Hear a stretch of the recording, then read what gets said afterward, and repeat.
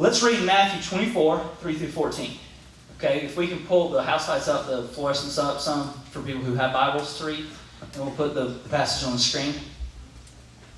Look at Matthew 24, start in verse 3, and we're going to read through verse 14, okay? All right. As he sat on the Mount of Olives, the disciples came to him privately, saying, "Tell us, when will these things be, and what will the first sign of your coming and the close of the... And what will be the first sign of your coming?" Screaming. There we go. "What will be the sign of your coming and at the close of the age?" And Jesus answered them, "See that no one leads you astray. For many will come in my name, saying, 'I am the Christ,' and they will lead many astray. And you will hear of wars and rumors of wars. See that you are not alarmed, for this must take place. But the end is not yet. For nation will rise against nation, and kingdom against kingdom, and there will be famines and earthquakes in various places. All of these are the beginning of birth pains." Okay, and that's kind of what we saw there. We saw a video of different natural disasters. And it says, Jesus says, these things will happen toward the beginning of the end times. But he says, when you see those things, don't let it make you unnecessarily afraid. Be aware, but know that it's not yet. That's the beginning of the birth pains. "Then they will deliver you up to tribulation and put you to death. And you will be hated by all nations for my name's sake. And then many will fall away and betray one another and hate one another. And many false prophets will arise and lead many astray. And because lawlessness will be increased, the love of many will grow cold. But the one who endures to the end will be saved.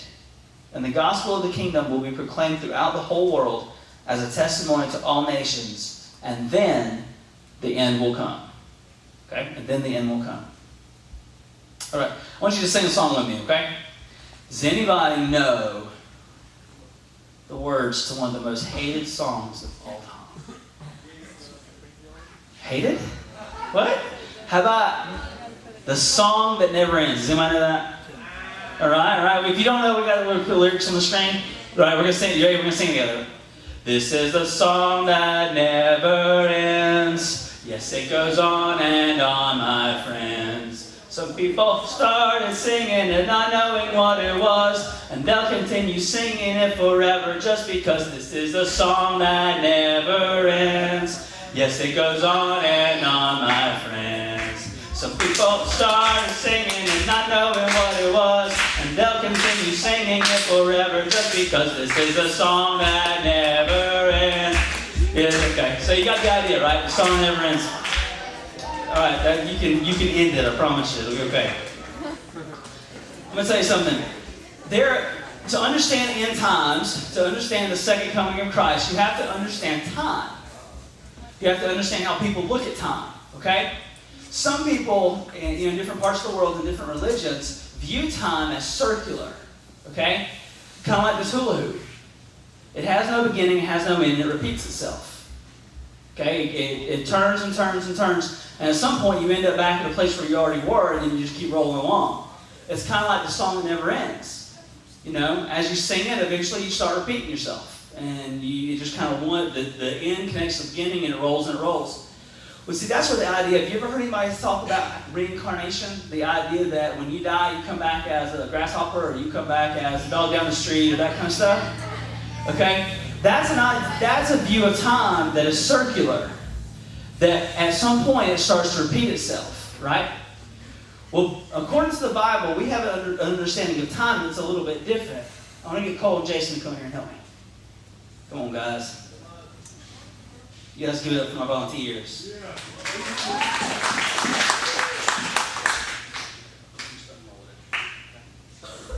All right, these guys are going to show us a different view of time that's more accurate according to the Bible. This is the truth. All right, you guys pull it as tight as you can. Okay?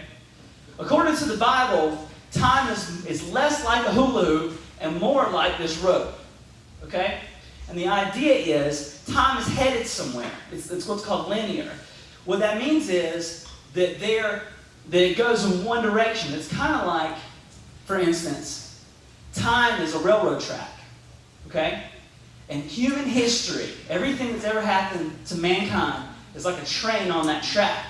And it's going somewhere. It's headed in a direction. Okay? And we understand that time is eternal, at least the best that we can understand at this point. That it has no beginning and it has no end, but it does not repeat itself. It is headed somewhere. Okay? Just like a train. It's on that track, it's moving, it's moving, it's moving, it's moving. Okay? Another way that you can look at human history. Human history is like a book that God is writing. Okay? It's like a story. And every good story has a beginning, and every story has an end. Okay? And a real famous beginning to a story, like a fairy tale or an epic adventure, is Once Upon a Time. Deshaun, I want you to come up and help me. Where are you? Come on up. So the beginning of every good story, you got this whole Once Upon a Time thing that happens. So Sean is going to show us, she's going to represent for us on this timeline, Once Upon a Time. And so I brought a little fairy tale tiara for Sean to wear. All right? It does light up. There. Okay? And this actually belongs to Zoe, and when I left with it, she said, no, you got to take the wand too. So she wanted me to make sure Sean had the wand. Yes, it lights up too. Push the little button. There we go. So Once Upon a Time. Sean, I want you to stand, if you will, on this step right here. Okay? All right. And Andrew, if you'll come up and help me. Another part of the story is the end, right? And at the end of the story it says, the end. Face. All right, and you walk over here with me. All right, so Andrew's going to stand right about here. Okay, so let's say on this track, on time, God's writing a story. And the story is all of the history of mankind and everything that God has done for humans. And it starts once upon a time, it has a beginning, and it has an end. Okay? Or in the Bible, instead of it saying the words once upon a time, it says, in the beginning. That's God's once upon a time, in the beginning. You know where that comes from? It comes from Genesis and it comes from John. In the beginning was the Word was with God, and the Word was God. In the beginning. But this story has an end too. And that's what I want you to focus on tonight. Instead of at the end of the story, it says the end, it says the day of the Lord. The day of the Lord. And I want you to understand this. In the Old Testament, there's an idea called the day of the Lord that the prophets point toward. And what we understand when Jesus came and he began talking in Matthew 24 and other passages about his return, we found out that the day of the Lord is the return of Christ. And what happens is, there will be a day that will come. It'll be a real day on a real calendar sometime in the future when the events that Jesus talks about will take place and Jesus will step foot on the earth again. And when that day happens, we have reached the day of the Lord. We have reached the end, period, in the story. And what happens is the story that God's been writing to this point is over and a new story begins. Okay? Why is that important? Because like I told you guys the other day, remember we were talking about never too late. He said it's never too late to turn to God. It's never too late to follow God.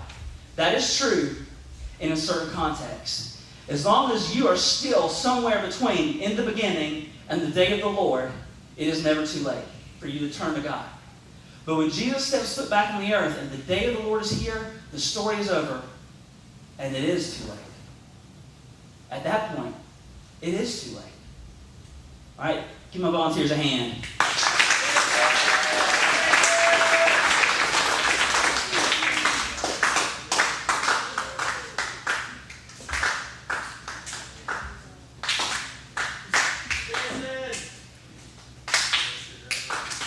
This is what I want you to leave with tonight. All right, that's good. Thank you. It is a fact that Jesus is coming back. Say that with me. It is a fact that Jesus is coming back. It's going to happen. And one of the things that I think would be a tragedy is if I, as your youth pastor, stood before you for however many years you're involved in youth ministry, and I taught you, and you didn't know that there's a point at which this story ends. And when this story's done, if you haven't made things right with God, that's a bad place to be. Okay? How can you apply this in your life as a middle school student, as a high school student? Why does it make a difference that Jesus is coming back? You guys are going to talk about that in your lab group and in your fusion group. I don't want you to live in a fanatical fear. You know?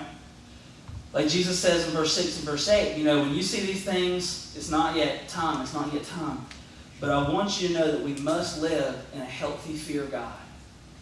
Proverbs says that the fear of the Lord is the beginning of wisdom. We must live in a healthy fear of God because in verse 14 of our passage, Jesus says, and then the end will come.